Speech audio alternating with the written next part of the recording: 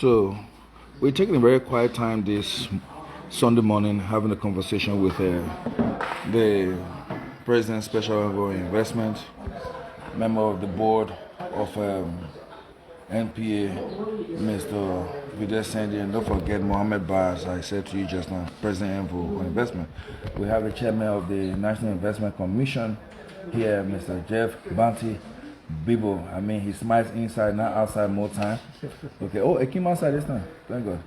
So here is our legendary pilot who flew around the world, a Liberian of this young age, married with a beautiful family, and took the chance to kill himself. But you know, instead of killing himself, he decided to learn, and everywhere he landed on his journey, receive heroic welcome. Share this video as we move forward. Now we're going to have a casual interview with him, and he's going to fascinate you on that journey that started and landed him and made him a famous legend around the world. Yonly, we're right here. Speak it, your name, and let's go on. Good morning, everyone. Abner Yonly. Basically, it's just a regular Liberian story. Everyone tried to see greener pastures. I left 2007 December, moved to the U.S. Joined the U.S. military in 2010. Got out of the military 2017. Energy. Okay. Got out of the military in 2017, and aviation always been something that I didn't look at, because once you don't see, you look at things that you see often to be a part of. Aviation wasn't that thing. Our older generation saw Air Liberia and they could join Air Liberia, but not me growing up in Liberia after the war. So when I got to the U.S., the first time I heard people who can just be a regular private pilot was regular private pilot was when I left. I was on my way from Iraq, and they had a couple guys in the plane talking about how they can't wait that when they get back to the States to go flying. And I was like, wait, you guys can just fly a plane like that? They said, yeah, you can get a license and move on. So fast forward, my wife kind of surprised me with a discovery flight in 2016. I went to Seattle, did a discovery flight, and I love it. We going out, because on the aircraft you do your direction on ground with your feet. So when the guy told me, oh, use your feet for direction, I started laughing. I said, this looks like a soccer taxi, So I was like, this is a soccer taxi. We went up, he told me how to go left, right, and share this video. And I picked it up, and I was like, I can do it. Now. So wait a minute, you didn't fly in the U.S.? In Iraq? No. I was just a military guy. Oh, really? Yeah. Oh, wow. So I did it. And then when I left the military, I did DOD contracting, came back to the U.S., and I started training as a pilot. In that situation, I was like, you know what, I think it would be best if I can get myself a plane. And when I purchased that plane and completed my private pilot in it, and from the get-go, I mean, at my local airport, if my friends driving by and they see my plane parking, they call me, hey, Abner. Keep talking, I won't look in your mouth. Yeah. keep talking. And they'd be like, hey, Abner, you well or something? And I'll be like, yeah. They say, oh, we seen your plane park. Because I always like to fly, right? So they all know me for that. Every time they be like, Abner, don't sit home. He always flying. Wow. Yeah. So my wife and I will fly to different places. Sometimes we leave Maryland State, go to Arkansas. Sometimes we just go for a quick haul. Flying the sour desert. Basically, no, I'm talking about my plane now. Now the flower test, we're talking about that. Oh, that plane, you could fly around the whole world. Tell us how you managed to reach Montreal now. So Montreal now was... How you got the money to buy the plane the first? How you managed to move? Who financed your whole trip? So last year, 2023, my wife and I, my mom, we came down for my grandfather feast. And then we visited Springfield. There was no... It's kind of like dead, quiet. And I turned over and I was like, I think it would be a good idea for me to fly to Liberia. That way kids can see it. They can see the person. They can be a Liberian, speak colloquial, look like them. It kind of give like constructive or jealousy. Like, oh, if he can do it, I can do it. So that was my goal behind the whole beginning of this trip. So I went back. But you know I can do it too. There you go. That's it. You can do it. Everyone can do it. I don't like telling people, bless you. I don't like telling people that something is difficult because I feel that once you do that, you discourage them from the onset of their, motivation. Sure. So That other man can't fly it now. That's what I said. The man explained to me. That man would fly. That man would fly. So I went back and it came to finance, like how will you sponsor the trip? And I got a beautiful sport car. If anyone into motorsport, you know a GTR is like the cream of sport car. And mine was already built. Share this video. Very fast and stuff like that. So I went back to the States, listed it, sold the car. Now I have the money. And then now I have to deal with the psychological side. I've already conquered the financial side. I have to deal with the psychological side. Because it's not an easy trip. My goal was to do the trip June, July. June, July came by and flew by. So I'm still in the US. In October, I told my wife, I said I will make this trip. And my thing behind it was schooling in Africa, we learn about Alexander the Great. We learn about Julius Caesar. We learn about Napoleon Bonaparte. These were men, who went out. They left their comfort zone to be great men. So we can all sit and say, oh, this is not safe, I won't do it. And then sometime in life you will sit and regret it. And that's my biggest fear. I don't want to regret something that I could have done. So I started off on the 27th of October, flew from Maryland direct to Maine.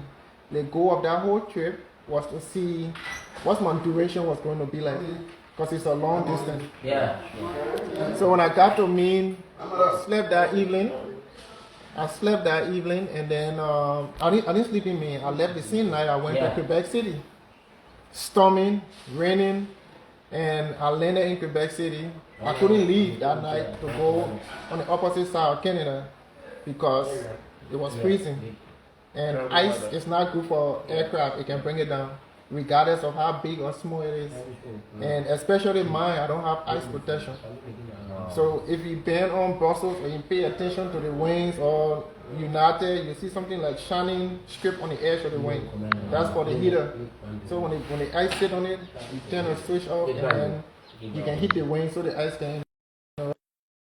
So I was there and I started hopping through Canada. And then I started to realize, oh wow, Canada is very vast.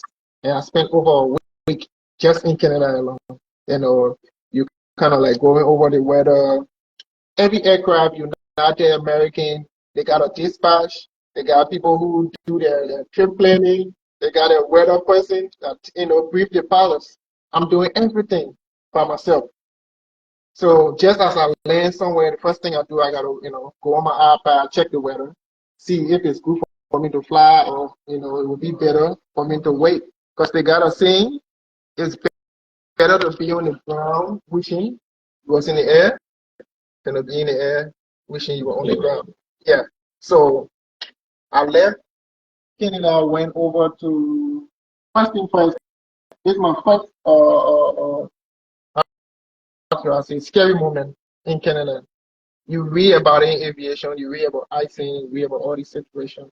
So I'm coming to a place called Gooseberry, and I'm listening to the weather. I'm looking at my outside air temperature is like negative 12 degrees Fahrenheit. I mean, it's freezing. Energy. Let's hear the energy in your speech. Okay. I mean, it's freezing, negative 12 degrees Fahrenheit. So right there, I knew I was going to jump into icing situation. Yeah. So I'm landing in, the next thing I know, my entire windshield got covered with ice. Only Moses. Yeah, I called it out to tower and it was like, just that fast. I mean, no one can come up there to help you. This is my first time in that situation. You can't go and call your instructor and be like, hey, what should I do? Because even your instructor haven't been in that situation before. So I landed, not landed, but I kind of like, try to see how best I can get myself out of that situation. But in the meantime, I'm multitasking, I'm listening So the communication of other aircraft before me, I was trying to land. Air Canada, like a Boeing 737, just couldn't come in to land. They aborted the landing and they left.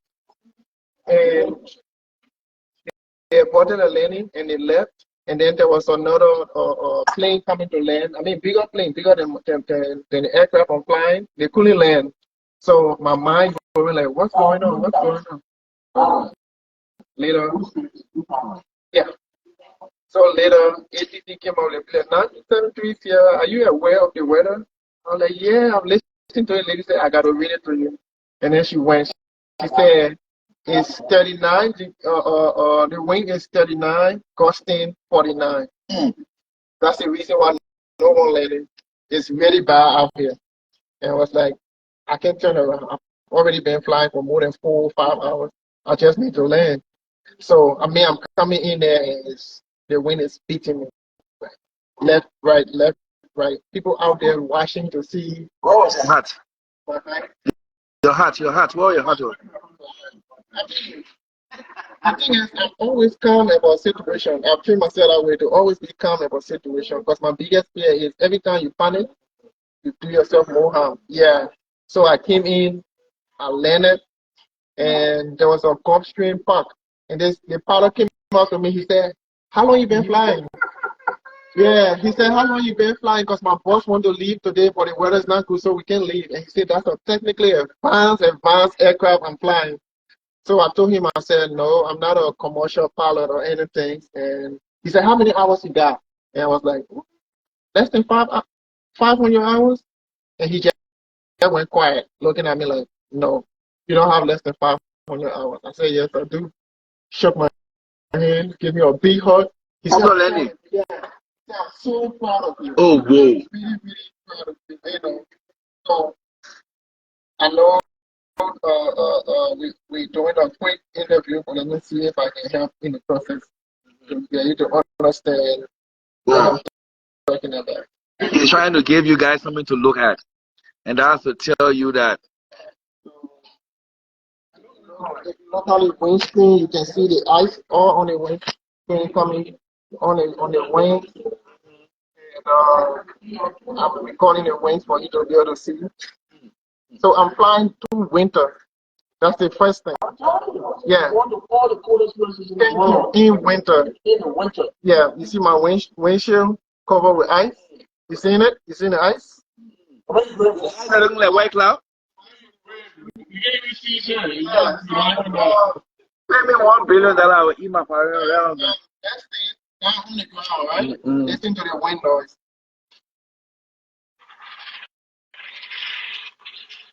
After you landed. Listen to the wind noise after I landed. You hear it? What? I mean, one of the first students was Blue Farm. So I pay up It's cool. It's cool. Okay, so give it to us. You landed, he shook your hand. Yeah, Lennon shook my hand. I mean, everyone at the airport, people have to keep as a souvenir and things. So I spent a couple days down there just waiting for the weather to calm down a little bit. And I tried leaving one day, and the weather switched on me. Yeah, I mean, it switched on me, and I got to turn around. It's frustrating because you already pay all these landing fee and everything. Now you got to come back and keep your plane at the same spot and then pay for fuel again because you already used fuel to go. Finally, I left, and to a place called Kujuak, another in Nunavut area, all the way up Canada, cold. I'm flying and I'm listening to the weather, and we're like a snowstorm. And I'm like, what is a snowstorm? I've never been involved in it's almost like when you look at the desert area, like the sandstorm, the way you see the sand coming, same thing. And my mind going like, is this going to come and, pop me up? Yeah. I went to that thing, I landed. Share this video while you watch. Went in the plane and looked. And the first question the other pilot asked me was like, oh, you don't have autopilot? And I was like, no, I don't have autopilot. He said, how long you been an instrument pilot? I said, August. He said, which year? I said, this year. He said, you've been an instrument pilot in August and you're flying in this condition? This year, I was like, yeah, I mean, in October. So August, September, October. I don't have that long of an experience stretch. So he came over, gave me a hug, and he told me, he said, what are you doing? This is old school flying. This is like insane for someone like you to be doing it, you know. So we talked, a bit, and he told me, he said, man, you got some tough places to fly to. You got to fly over the ocean, you got to go to Greenland, and then you got to go over the ice cap. He said, it's not easy. He said, that's every pilot's dream, but we all know we're not going to do it like that. Okay, so let's fast forward. Tell us how you landed and what was the reception at those landing points. So, yeah, everywhere I was landing, every time they tried, like, when they marshalling the plane in, like, you will see this kid, they will be marshalling the plane, they will look, and they will see my little black face, and they will call that. They'll start calling all their bodies over there, come see something, And I will be smiling because I know exactly what they're doing. And once I get out of the plane, I got a line or crew standing or everyone shaking my hand. How you doing?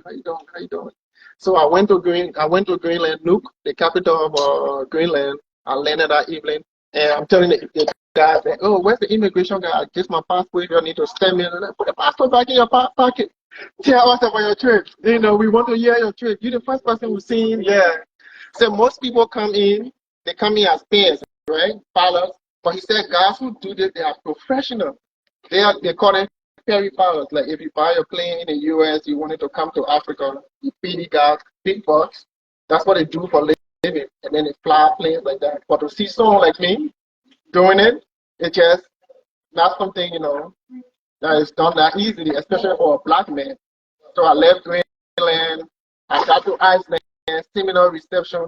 I flew at night from Greenland to Iceland. So to put into perspective, when you go on the beach, Afro Beach, whatever beach you go to in Tropicana, whatever beach you go to in Liberia, look at the ocean and think about it. The evening time, looking at the ocean, and you got to go that direction till you get to Ghana. Ooh. So you fly. I mean, at some point I will look, like during the day when I was leaving Canada to go to Greenland, you look down, you be like, let me see if there's a ship, at least a ship somewhere. Nothing. It's just vast ocean. Like miles, hundreds of miles, nothing. At some point, you even lose communication because there's nothing out there. Now you gotta wait till maybe you got Delta, United, Turkish Airlines. I talked to Turkish Airlines a lot, and then when I was getting close to Europe, I started talking to Ryanair. So you relay because they above you. So you will call and you will relay, and then they will tell. So tell me, where did you land? Tell us. Let's know where, which countries you landed in. I landed from America. I landed in Canada, Greenland, Iceland, the Faroes Island in the middle of the ocean. Yes. Yeah, from the Faroe Island, I went to Scotland. So how did the Scottish treat you? Scottish gave me warm welcome. When I got on the plane, because they know the plane came from across the Atlantic. So when I got on the plane, like I'm looking forward, and there's a glass building, and everyone leaning against the glass, looking at me, right? So I saw this lady I've been in communication with, and I was like, oh, I think I'm looking at you guys through the glass building. And she was like, no, that's not us. My office is behind you. People just amazed to see you, yeah? Oh, yeah? She said, yeah. She said, people just amazed to see you. No one expected you to be the one getting out of that plane. So I turned around, went to the office, and I remember Mama telling me if you was a Scottish citizen, today's a holiday. What? Yeah. She said if you was a Scottish citizen, today will be a holiday for you. I left that same day, But didn't we get in the Scottish whiskey? The tradition? Oh. I left to London that same day, and by the next day, I got this message. Hey, Abner, we just put you on our Hall of Fame. Aviator Hall of Fame we got at the airport.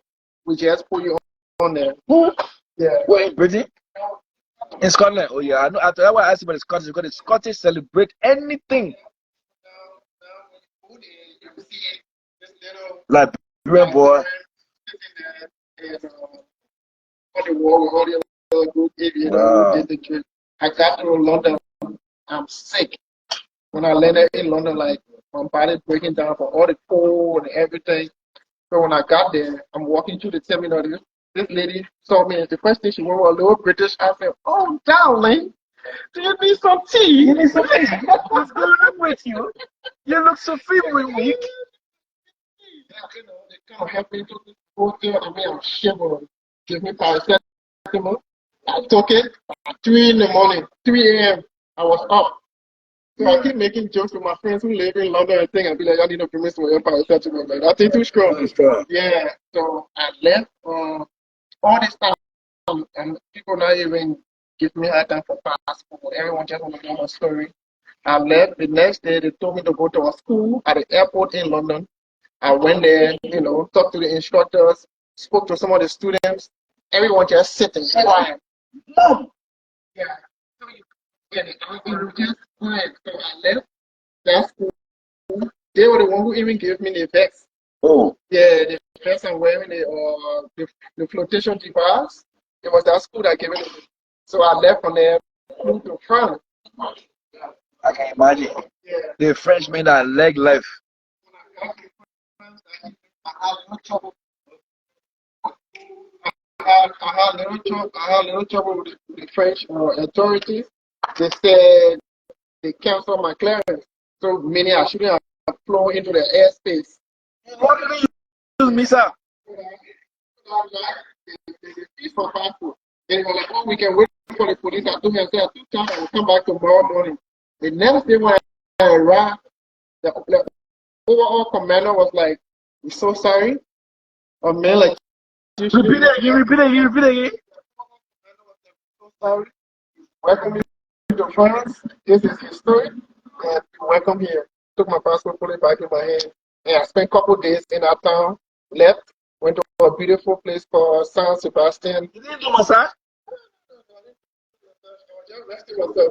Yeah, because I mean, like I said, when you sit, you think about your next destination. You got to plan the weather and everything. So when I entered the Spanish airspace, I started getting happy because now the weather warm up. Looking good. Yeah. Looking good. From there I left, I went to Madrid and 2 nights in Madrid.